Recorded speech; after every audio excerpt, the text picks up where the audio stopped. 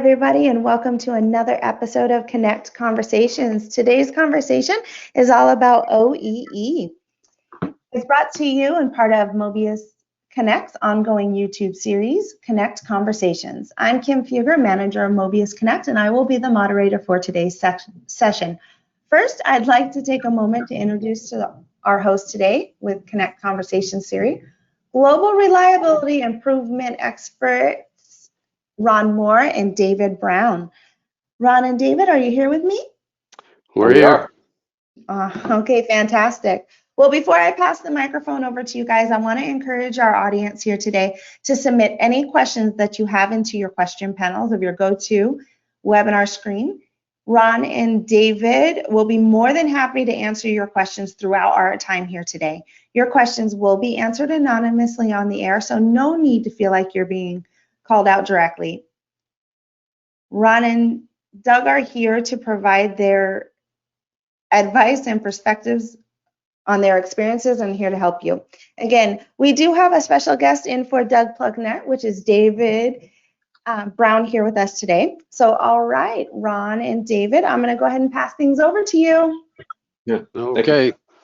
Thank you. And I also want to thank whoever's joined us. Thanks for joining us. I hope that the conversation with us will provide you with some information, some benefit that you can take back and apply in your operation. And like Kim said, we're joined today by David Brown, a good friend, and also one of the smartest guys I know, particularly on OEE, overall equipment effectiveness.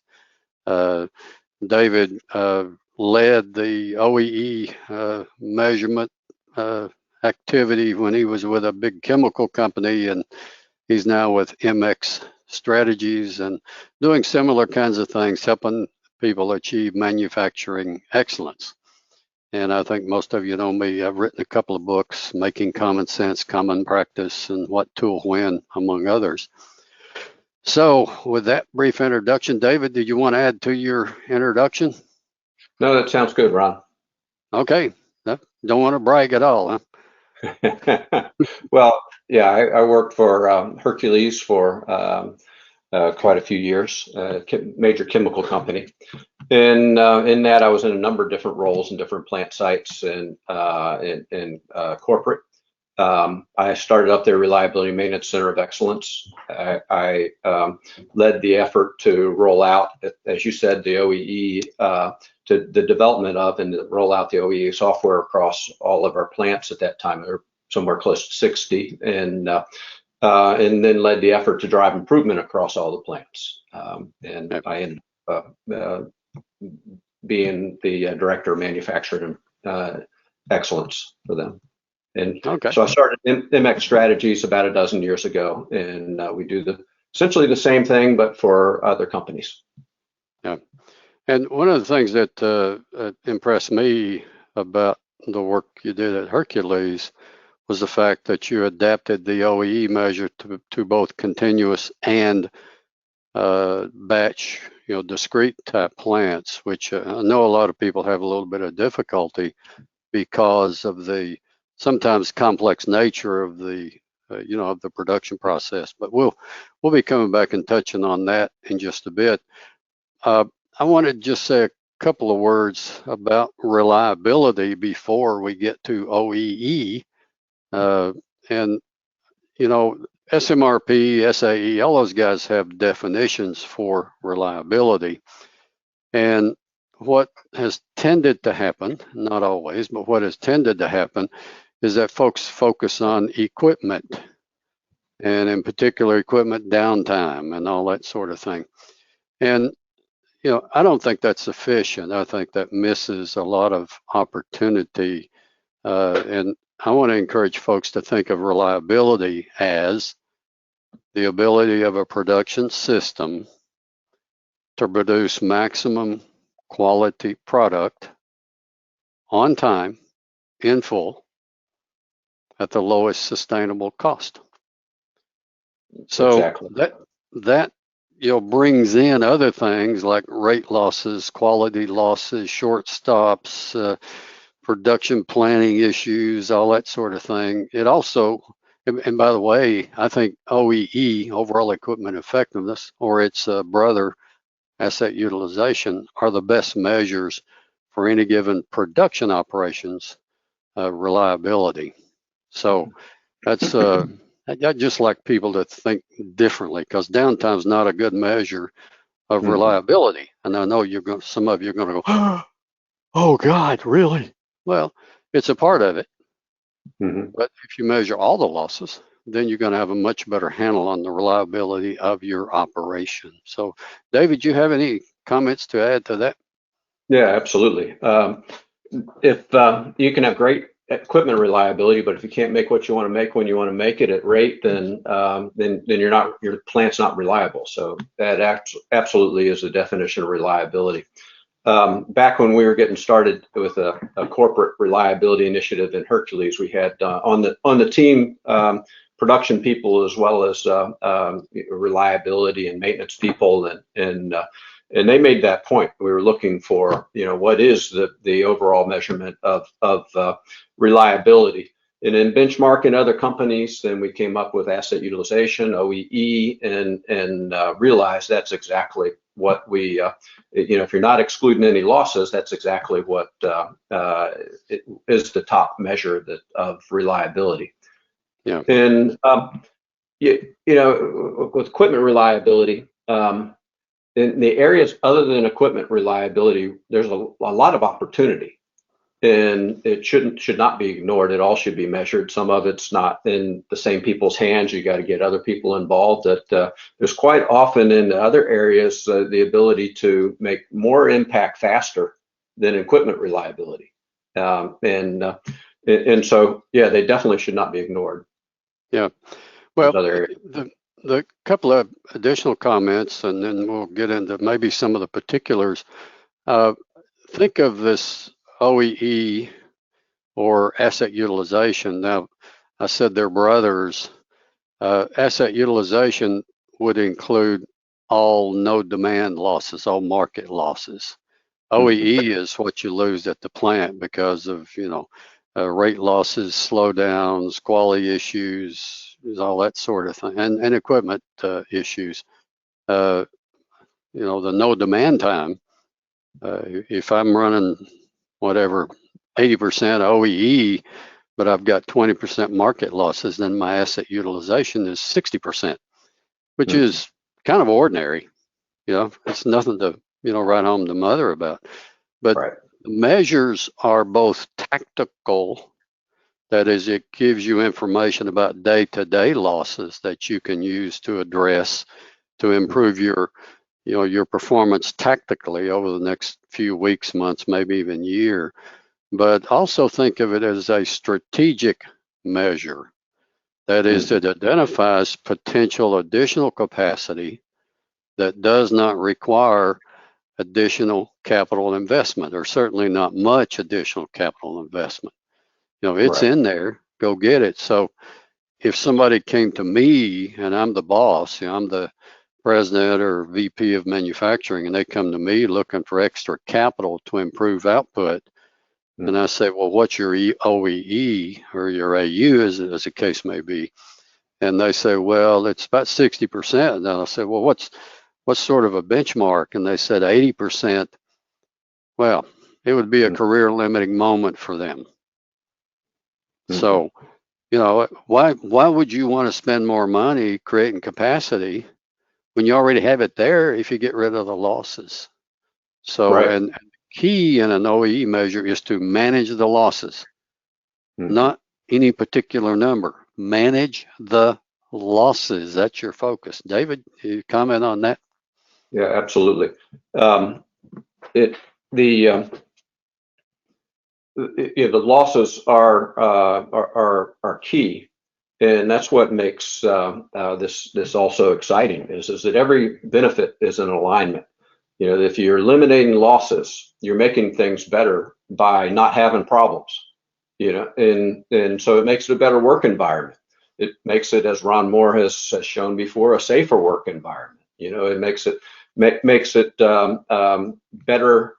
Better for the business, more secure for the business long term, And it just makes sense for investment that the company makes to work to get as much out of that investment as possible. Whether you need the capacity or not, the benefits are still there. They're there through delivery performance, being able to run when you need to run, but if you need the capacity, then the benefits are tremendous. It's also a lower cost because stuff works when you want it to. You're not out thrashing and bashing and fussing and all that sort of thing. So it gives you and the other thing, David, it also creates confidence within the marketing and sales department that you can actually deliver. So they will have more of a tendency to sell more instead of hedging their bets. And, I don't know if we can, gosh. Instead of mumbling about, well, maybe we can't. I mean, they may promise. In fact, they may promise when you're not capable. But if you create that confidence and that capacity and that reliability, they're much more likely to have that confidence and sell with greater conviction, I suppose you might say. So, any other comments on that, Dave? Yeah, that's outside the world of most people that are working in this environment, but it's very important, and it's very real that by getting better business out of our plants, that makes our long-term, that improves our long-term security. The plant's going to be productive and profitable and continue in operation for a longer time period. Versus the competitors, we want to be the ones that are in that boat. And so, that long-term value of the of sustainable jobs and businesses is to a large effect in our hands. I mean, we have a part to play with it a big part to play in it. And also, not to mention that if you are eliminating problems, you're making more production in the same amount of period with the same staff, with the same energy, or maybe a third of the energy is variable if you really look into it. And so it's greener. You're making more use of the energy and everything that's put into that manufacturing. Yeah. Well, and I've got data on that as well. Fewer environmental releases, less energy consumption, and so on. But now, one of the questions that I always ask in the front end of one of my seminars, workshops is this: if you could run your plant 8,760 hours per year, leap year, you get an extra 24, making 100% quality product with zero downtime or changeover losses. You can instantaneously move from one product to another. 8,760 hours a year, maximum sustainable rate, no time for changeovers, 100% first pass, first quality yield. It's the ideal world. How much could you make? Well, that's a number. And I don't know of anybody that's ever achieved that more than a very short period of time. But let's pretend you could. How much could you make?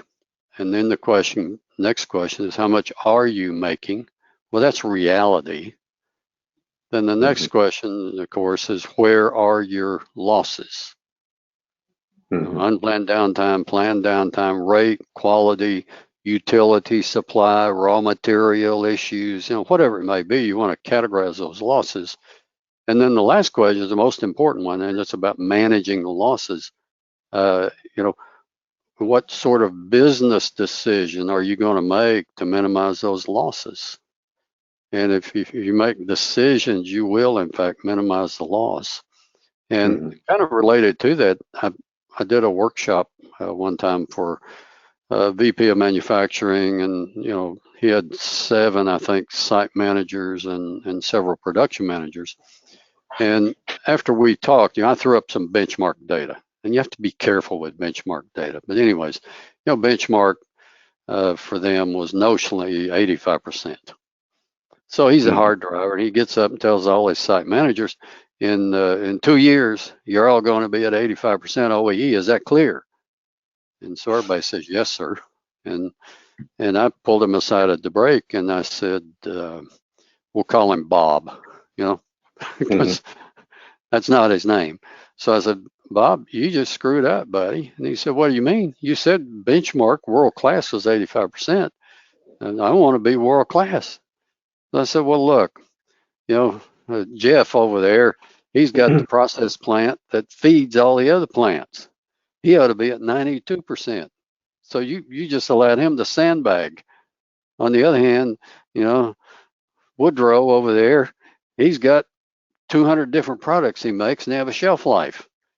He's never going to get to 85%.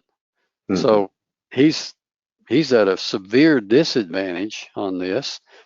So again, the real question here is, are you managing the losses? So set your targets around managing the losses, not any particular number. I mean, that may be useful strategically to determine how much potential capacity you might have, but, measure the losses. David, any comment or additional thing to say? Yes, there's, measuring all the losses. There's a lot behind that, and because, many people do not measure all the losses. Many companies do not measure all the losses. The place to start is exactly where you said, it's 365 days a year, making sure you're covering, all of the time. If you've got a batch process, make sure you're covering the time between batches. A lot of times that's not covered. It's just, start to end of the batch rather than start to start. David, sorry, Dave. Yes. One other thing, a lot of times they don't count those short stops. You stop 5 minutes, don't count that. Right. Right. Yeah, and if you do that 20 times a day, that's a pretty big chunk of time. But anyways, I just wanted to mention that, David. Go ahead. Well, the short stops is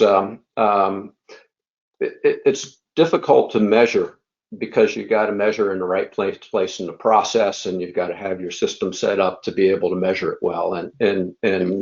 And so I think we're probably going to get a little deeper in that area of how to measure and how to show your process impact of your production as we go through the conversation.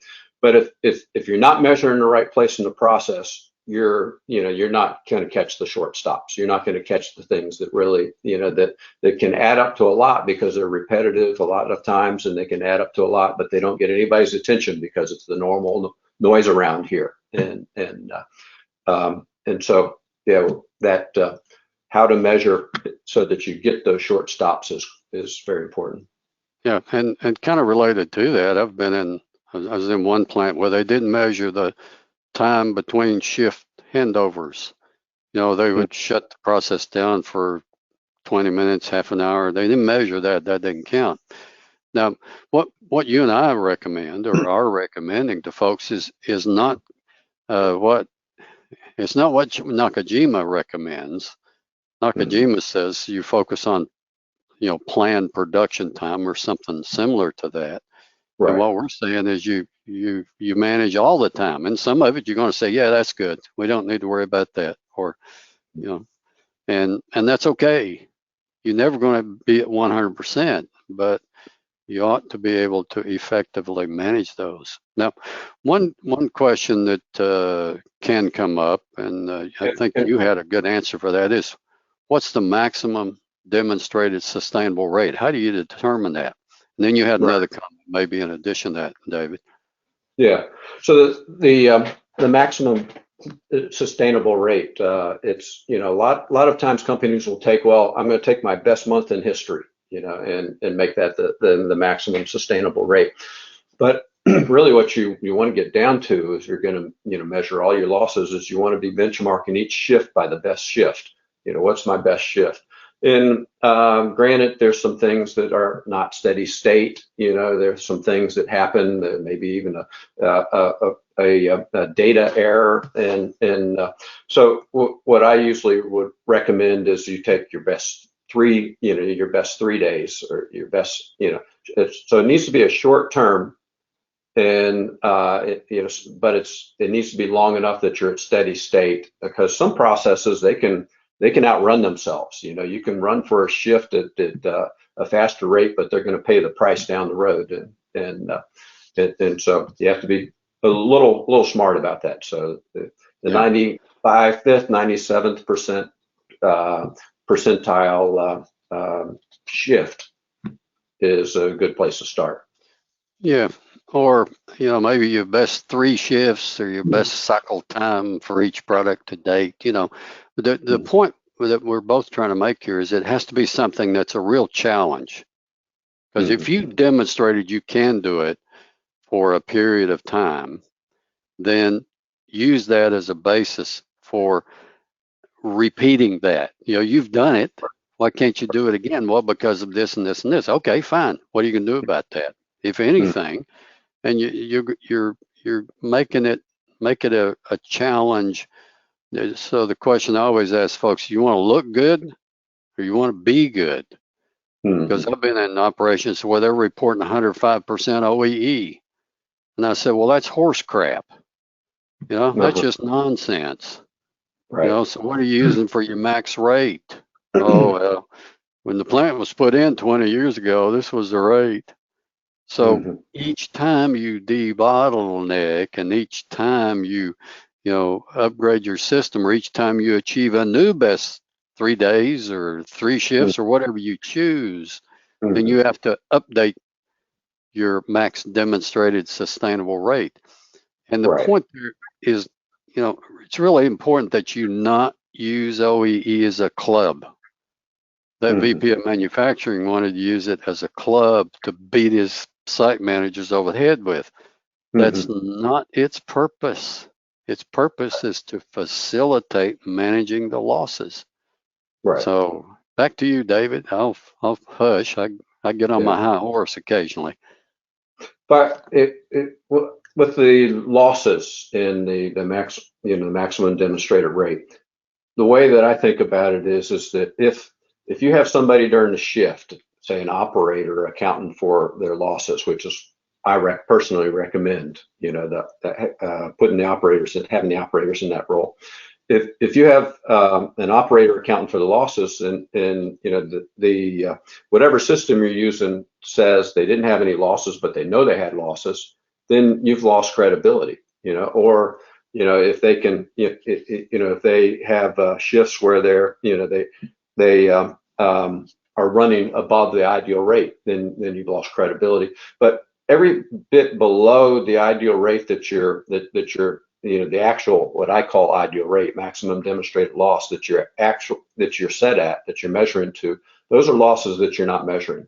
And again, they can be significant.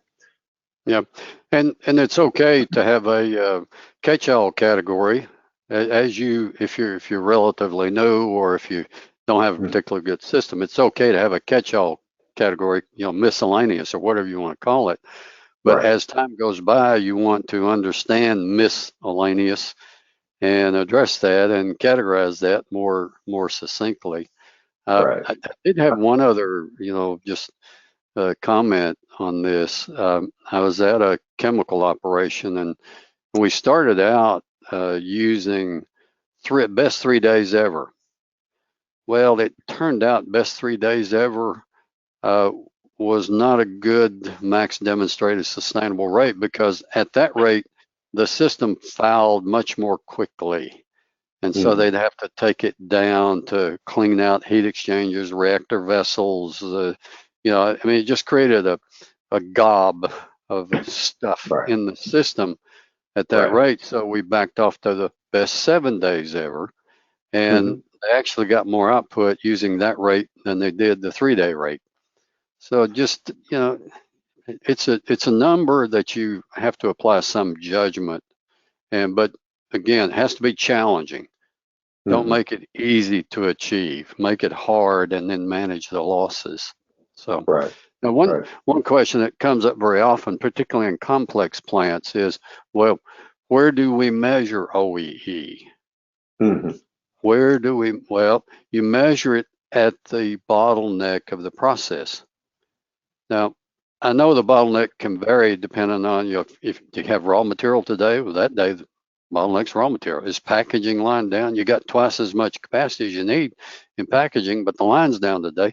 So that day your bottleneck is over in packaging. It tends to, day to day, it tends to vary, but pick the, the actual, if you want to call it that, design bottleneck and measure it there. Dave, do you want to comment on that? Yeah, so it's the blue sky day, when everything's running perfectly. What sets the rate that you can run at? If there's, and so normally for particularly for any given product, there's, one section of the process that sets the rate that you can run at. And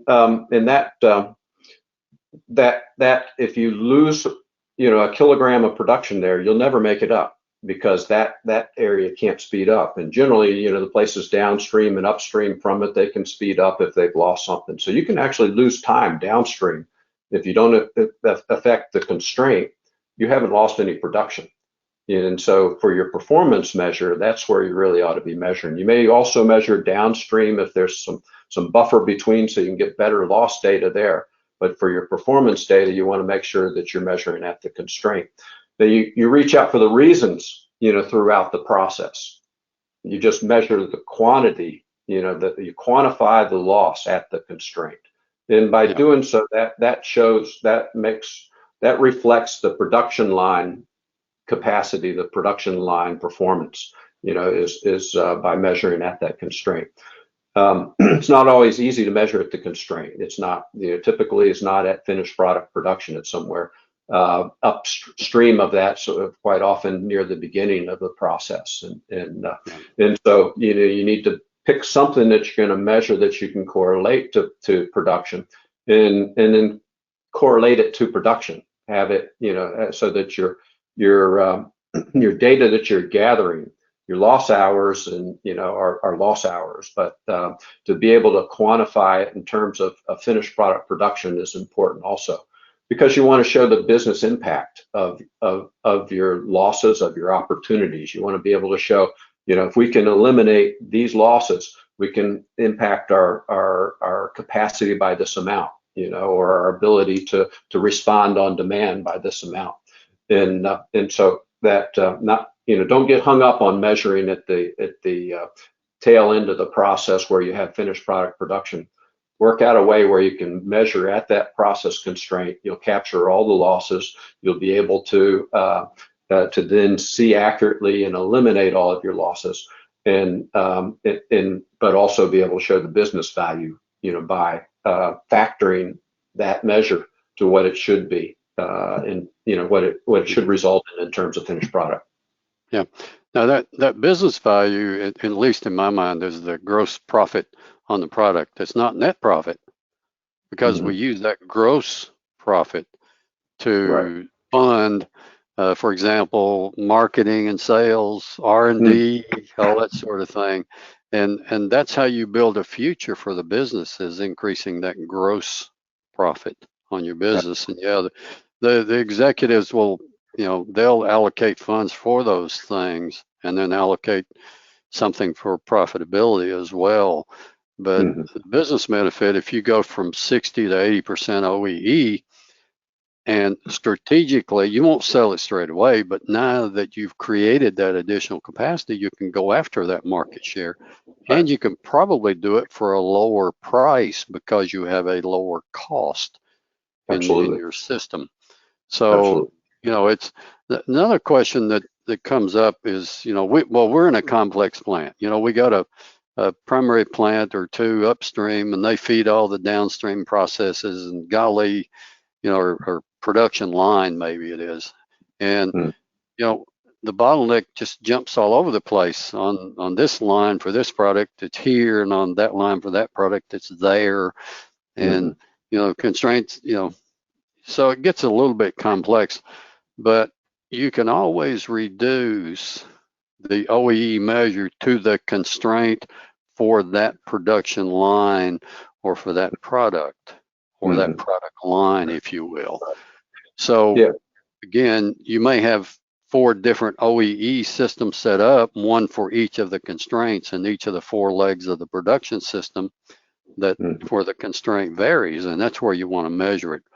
David, you got a comment on that?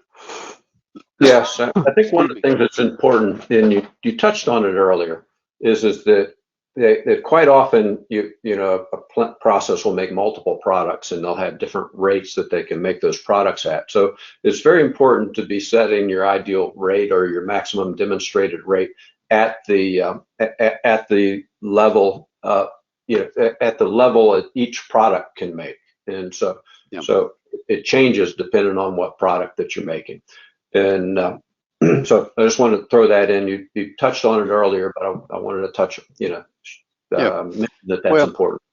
And another thing that can happen, particularly in say a food plant where they're making, different sizes, different batches, lots of complexity there.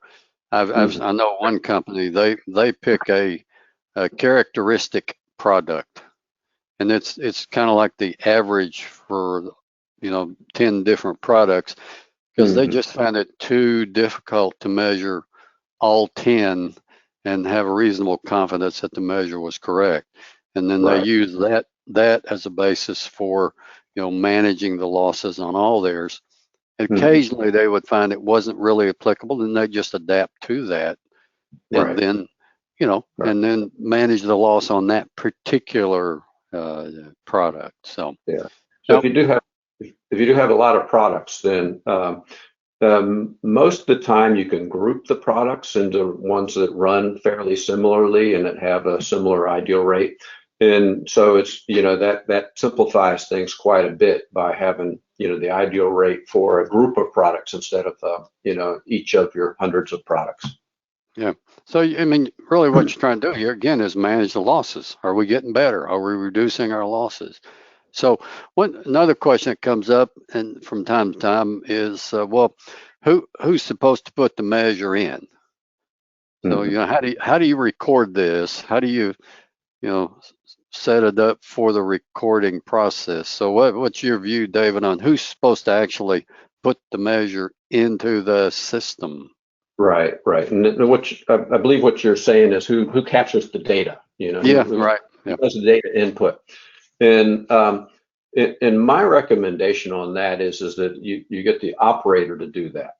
That the operator, there's a number of benefits by having the operator do the data entry and capture and put in the known losses for the reasons. You need to make sure that the losses that you have, that are something that they will know at that time and they can attribute it to it. You can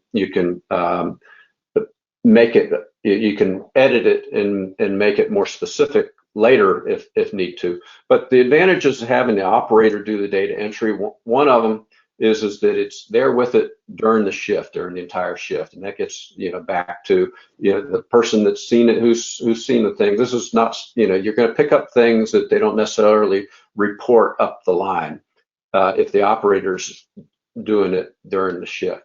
And another, I think one of the biggest reasons though is sustainability. The operators are of a mindset that they come in and they do their jobs during the day, during the shift the same way. And once you train them on it, they do it and they do it well. And so once you get them capturing these losses and you coach them and you get them to where they're consistent, then it keeps going. That data capture keeps going. You don't have to keep after it. Whereas if you've got a supervisor, an engineer, doing the data entry, that they have other things that are their primary concern for that day. They're, when they have problems, they're going to be chasing out that problem, and so they'll get back and have to catch up with the data entry quite, after a while. If there's not a lot of focus on it, there's a lot of focus on the, specific issues that they ought to be solving. And then, getting to the actual doing the data entry, that starts getting pushed off, and the data, is not as good. The further off it is, the less good the data is. And when the focus of management changes, they may not get to it. If nobody's asking for it, then they eventually get to the point where they're not even thinking about doing the data entry, and things just stop. But that doesn't happen if you have the operators doing the data entry. Well, the other thing, David, to add to that I think is really important is it gives the operator a sense of ownership, a sense of involvement and purpose in managing the losses. Right. Now, the supervisor has to coach each, and set up the training and development systems for the operator to do it well, and quote, supervise or manage that. But you want this sense of ownership for the data, and you want the operator identifying areas and actions that can be taken to minimize those losses, because they're, at the coal face, so to speak. They're right there with the equipment, with the process, and having that sense of ownership, I think is really, I think it's really important. Right. So, yeah. I agree with that, and that's it's all part of the team environment of engaging everybody in their respective disciplines and the improvement process. With the operators, you also have certain things that are under their control, and it's in some plants highly automated. It may not be very many things in other plants, where they need to check and do, and that that the process, particularly batch type operations, may be waiting on them until they can go out and do something or check on something. Then there's a lot of more that's under their control. And by having a system that where they're accounting for their losses, and then maybe I was doing other duties, you have to set those things up. It's all right to do other duties. You're expected to do other duties. But by having the system set up that it quantifies what are the losses as you go along. For batch processes, every batch step is good, and and then having them account for it. What you end up is with a system is it's a self-motivated system. It's a system where they're actually being, they're able to impact it. You don't have to breathe down their neck for the things that they can, that they can control like you do normally. The people that, really grab the bull by the horns, they'll take and run with it, and that'll motivate the other people and pull the whole performance up. So yeah. I've done implementations where a month later the plant manager calls me and said we're getting 15% more improvement, just from the operators, more capacity, just from the operators doing data entry, and that's not normal, but that was that particular circumstance, and just a month later they're making 15% more. Yeah. Well, it's that sense of ownership and purpose and control, that comes with that. One of my catchphrases is if you want to understand the problems with the work, talk to the workers and get them involved in helping you create solutions. And well, anyways, we've probably banged away on that, enough. Another comment that probably ought to address is this issue of making sure that you. Sorry, David, go ahead. Before you move on, you had mentioned the catch-all categories before, and in my mind, there ought to be two, at the detailed level. One is other, and if you can have higher levels that say, well, is this an equipment reliability issue or is this a process issue? Or, higher levels than but at the detail level, have other, and it's and that's a good thing, because you don't want to try to develop a detailed category for everything that happens. The one-offs are one-offs, and you don't want just to be adding in details, based on everything that happens, and so other becomes very important. And what you can do is that when you're looking at your losses and you Pareto it out, if others making a high rank, then you go look at that and you look at the comments and you figure out, well, what is actually going on here, and you add some additional categories as needed, as appropriate, or coach the operators that we already have this category for this. It's over here. This is where you find it. And the other is unaccounted. If the operator doesn't know what happened, you don't want them to make something up. Okay. You know, Yeah. you don't want them to make something up. And so, to me, it's a good thing just to allow them to not account for a loss that they have no idea what it was. So maybe you require them to type in a comment, but they're not making something up, to satisfy the system. And to me, that's important. And that also falls into the same, where the unaccounted losses should never make your Pareto. Okay. All right. Another good points, David. Thank you for throwing that in there. Another thing that comes up is the need for aligning the definitions of the categories from the site manager all the way down to the shop floor, so that you get consistency in people's understanding of the measures, so that they can more effectively, if they understand them better, then they can more effectively manage those. Do you have a comment on that? Yes. I recommend a kind of a cascading series of loss categories, where at the high level you might have equipment reliability and operational stuff, and quality, and you may have a middle level, and then details, and then you can tie it to the piece of equipment and grab comments, and that works very effectively. And at the detail level, for a couple reasons, and is that you can have more details than you would otherwise, because you've got a logic to find the details. It's not just a long list of things to choose from, and so you're going through the logic as you drill into this. Is this equipment reliability, or is this an operational issue? And you work your way down the three levels to select your category.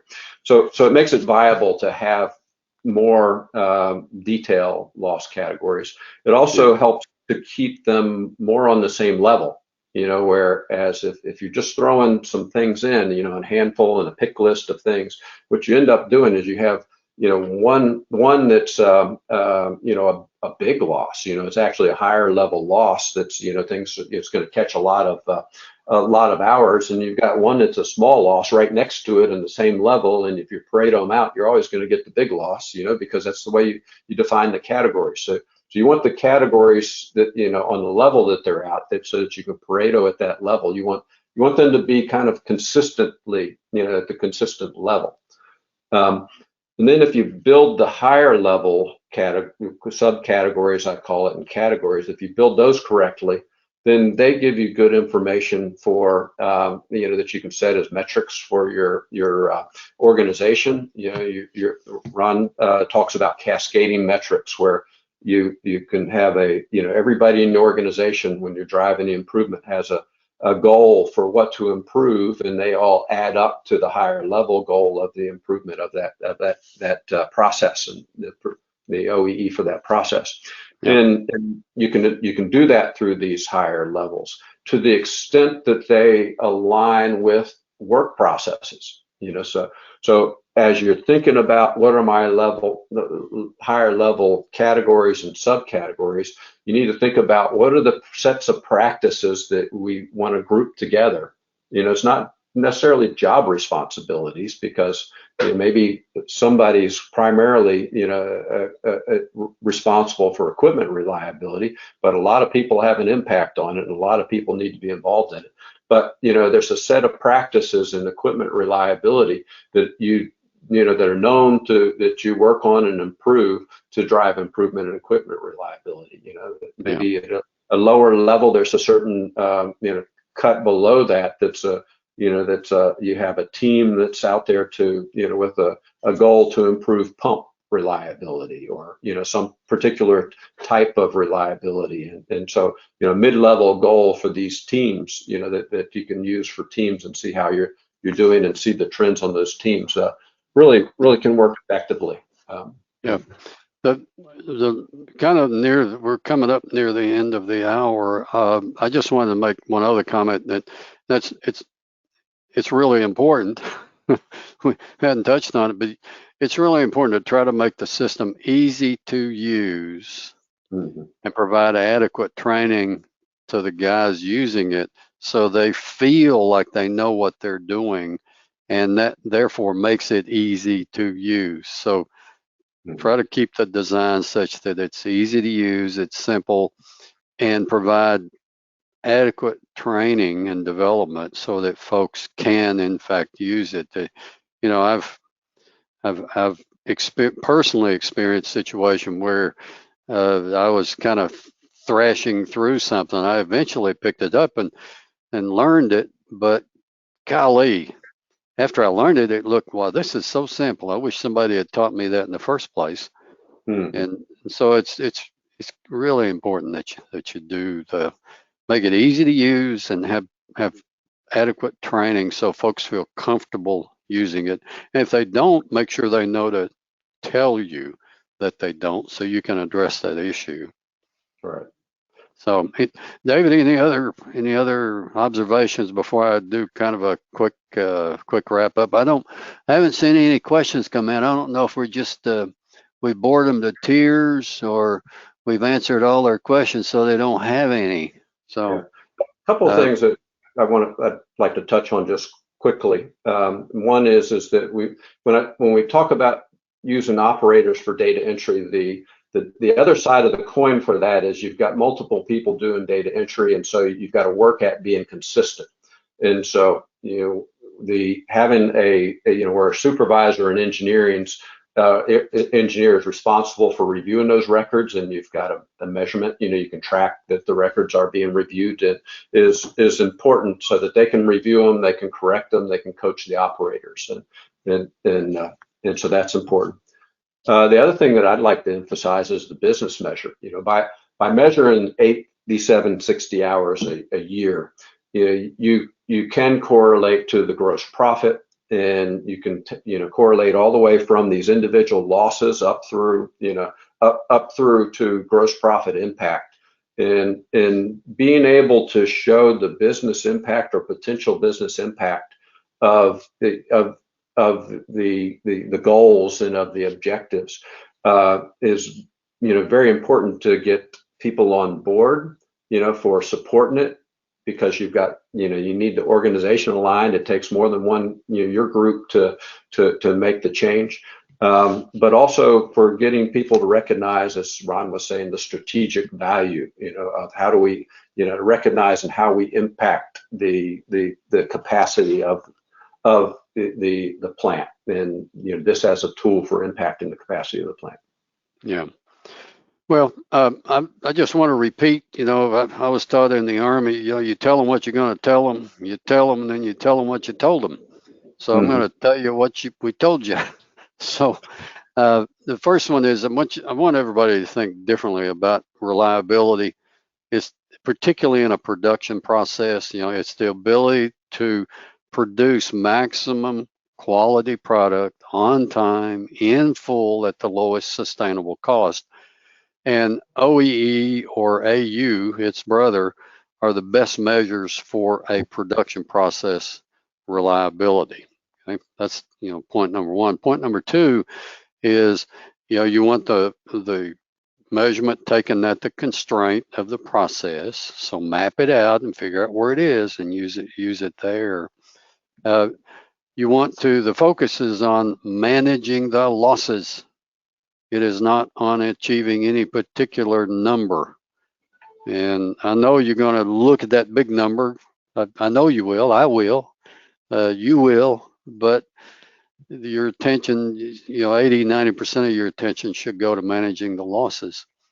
Another point is don't use it as a club, to beat people up with. If you use it as a club, they will hide stuff. They'll report things like 105% OEE, which is just horse crap. I said that earlier.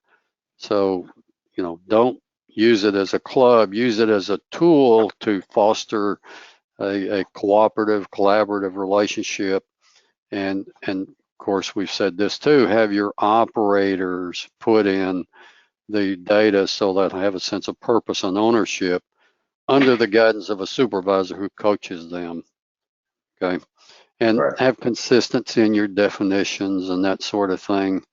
What seemed like there was one other thing, but I've got what it is offhand. David, did you got anything else? I just that you measure all the losses and that as you build your system, make sure that you keep your focus on what's really important, and that's the evaluating of the losses and eliminating losses, and that you've got the meetings in place or systems in, the responsibilities where people are seeing the longer term value of the losses, not just reacting to the day to day. Which is important to have a tactical day-to-day focus, but also to set your goals for the larger, longer-term goals. Yeah. Oh, the other thing I wanted to highlight was make the maximum demonstrated sustainable rate challenging. Don't make it a sandbag or a mulligan. Make it challenging and demonstrate it, of course.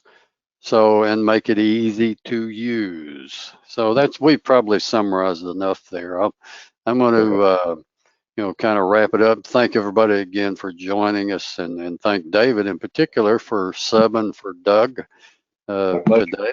And I appreciate your effort. And turn it back to Kim. Kim, are you out there? I am great. Thank you again, Ron and David. David, we just thank you for your time and coming in and being a wonderful guest star. Thank you. On behalf of the entire team here at MOBIUS Connect, thank you to our wonderful audience for joining us today. Just as a quick reminder, you can see past episodes of Connect Conversations on YouTube, and we will share the link to subscribe to our YouTube channel in an email following this webinar. Be on the lookout as new episodes typically air every other Tuesday at 2 p.m.